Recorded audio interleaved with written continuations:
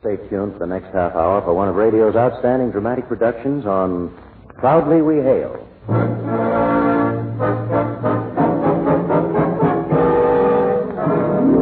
Proudly We Hail.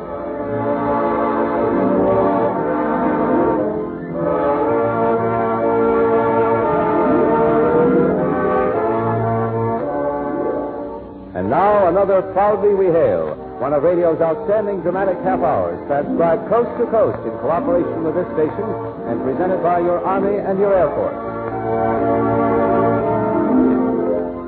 From Radio City, New York, here is your host and star on Proudly We Hail, the distinguished star of the theater, screen, radio, and television, Conrad Nagel.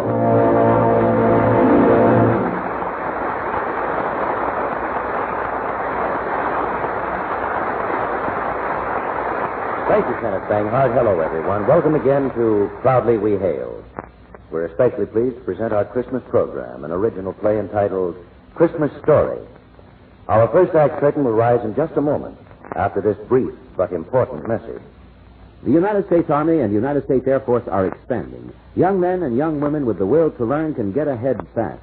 So take advantage of the opportunities for advancement that can be yours by enlisting now. And I'd like to point out that every man and every woman in the United States has a definite part in the stepped-up program of national defense.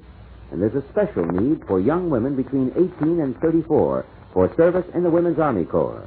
You'll enjoy the gratifying feeling of satisfaction that comes in doing your part for your country during these critical times. Visit your local United States Army and United States Air Force recruiting stations. Talk to the local recruiter and learn all the facts. Volunteer today. And now, with your star, Conrad Nagel, in the role of gayest, your Army and your Air Force present the Proudly We Hail production, Christmas Story.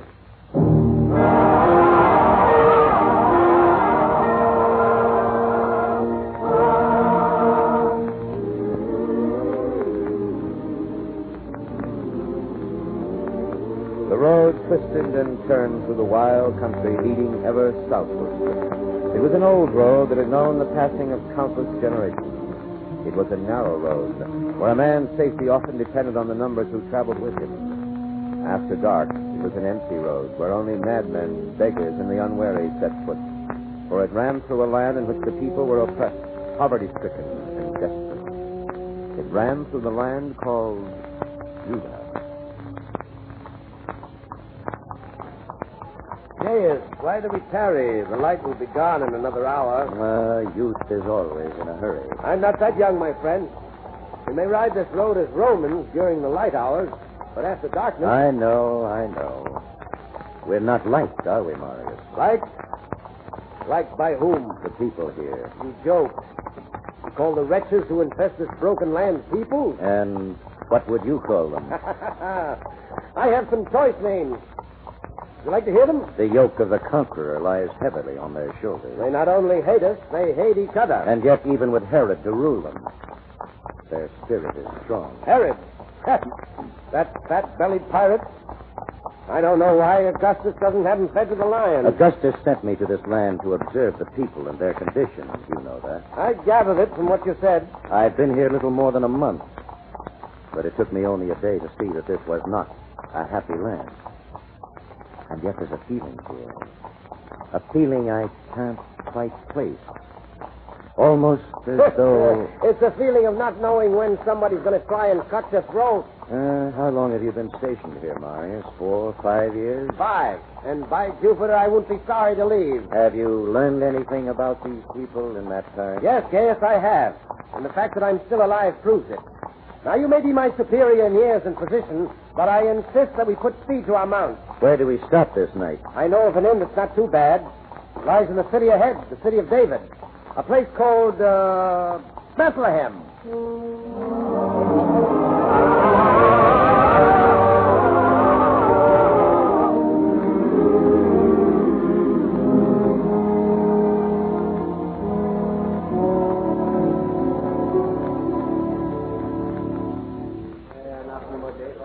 Innkeeper, bring more wine here. Lost in thought, Gaius? Observing, Marius, observing. He does a thriving business, this one. It must be one of their pilgrimages. They're always having them for one thing or another. They have but one God. And it is not of stone as ours are. That alone should give you an idea of the madness that runs in their veins. Innkeeper, why so crowded this night? Gracious sir, Caesar has decreed that all must sign the royal register. Man, woman, and child. They come from... That's it. Now I recall. All right, put the wine down and go. Yes, there was talk of this at Herod's court. It slipped my mind. Well, mine as well. Well, you'll have plenty of chance to observe the people now, Gaius. A stroke of luck. More wine? No, I've had enough. Poison? But one must like his thirst. Yes, of course. Gaius, what is it? What's come over you? Are you ill? You're not yourself. Sorry, Marius. I'm not very good company, am I? My thoughts will not let me rest. Thoughts of what? They're not easily explained. Oh? Perhaps I'm weary of life. Rome is great. Rome is powerful. Augustus is just. And I am a successful and honored man. Still... Is there anything else a man could wish for, Gaius? I don't know. Probably not, and that may be one reason for my mood. I'm like a man searching for something and not knowing what it is. But I've never felt it so strongly as here. Perhaps you're homesick for Rome. Sick of Rome, Marius. I shock you. But in my heart, I'm sick of it. Sick of its riches, its power, its decadence. Sick of its God. You speak blasphemy. I speak what is in my mind. Then I would speak it softly, lest we are overheard. Oh, yes. One must be cautious at all times. This land has affected you evilly, Gaius. It does that to some. It's affected me, I'll grant you that. I wish I knew why. I think I'll go for a walk. Care to join me? Do you want to be found in the gutter in the morning? Conquerors who are afraid to step out of doors after dark, eh? I'll take my chances. By Zeus, you're hard on a man's patience. Stay here, then, and drink your wine. I'll be all right. Well, if anything happened to you, Augustus would have my hide. Humor you I must. Come. We'll go stumble around in the dark and dare the knives of beggars. Well, they watch us like jackals, waiting to strike. And were you one of them, how would you watch it?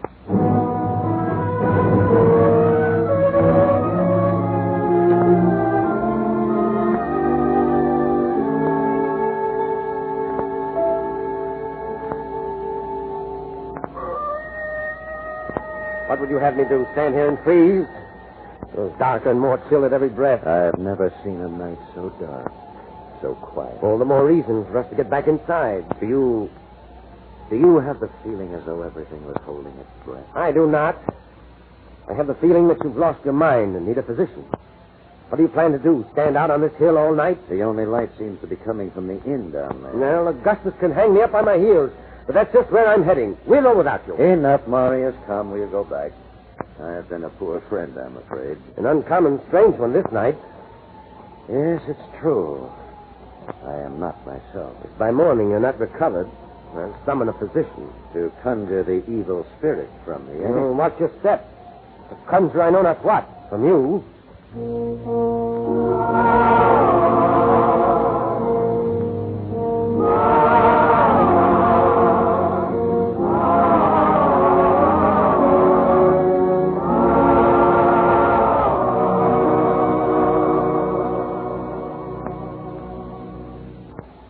Now perhaps I can breathe freely again.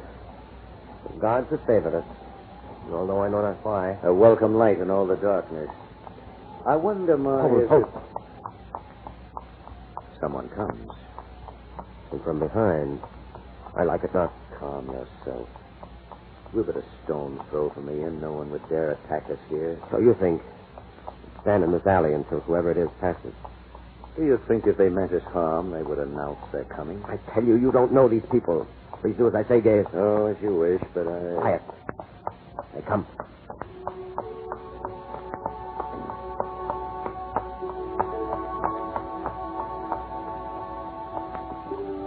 Brigands, eh? Cutthroats. Thieves in the night. Well, a man and his woman riding a donkey.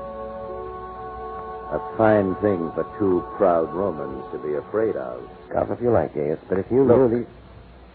Look, they go to the same inn as we. Come along. We'll have a better look at these dangerous people. Well, because I take precautions for your safety, there's no reason to mock me. I do not mean to mock you, Marius. I think you overcautious, that's all. Well, they could come from the moon, for all of me.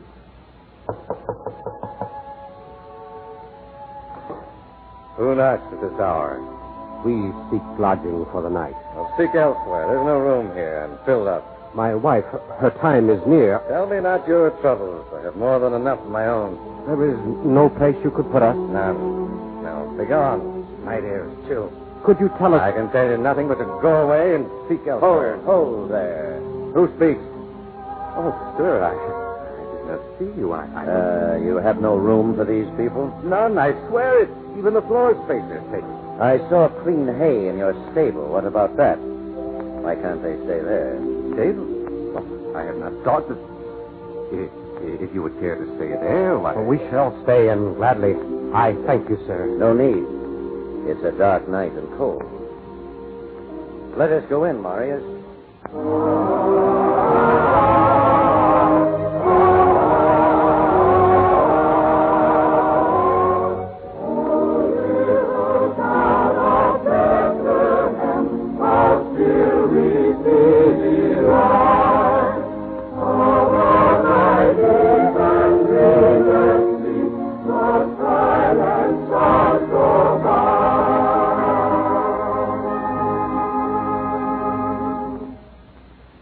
You are listening to the special Proudly We Hail Christmas program presented by your Army and your Air Force, an original play entitled Christmas Story.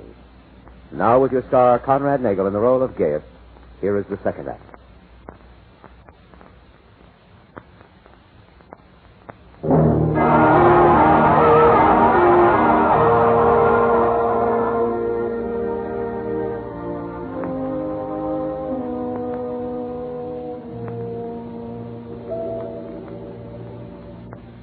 Gaius, what is it?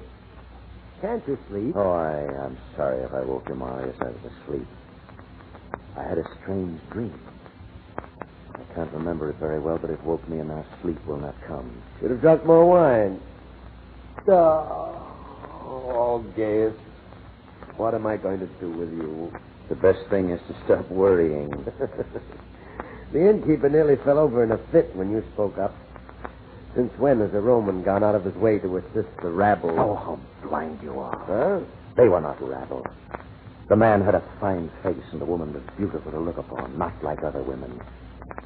Because their clothes were poor, does that make them rabble? Get some sleep, Gaius. We have a long way to travel tomorrow.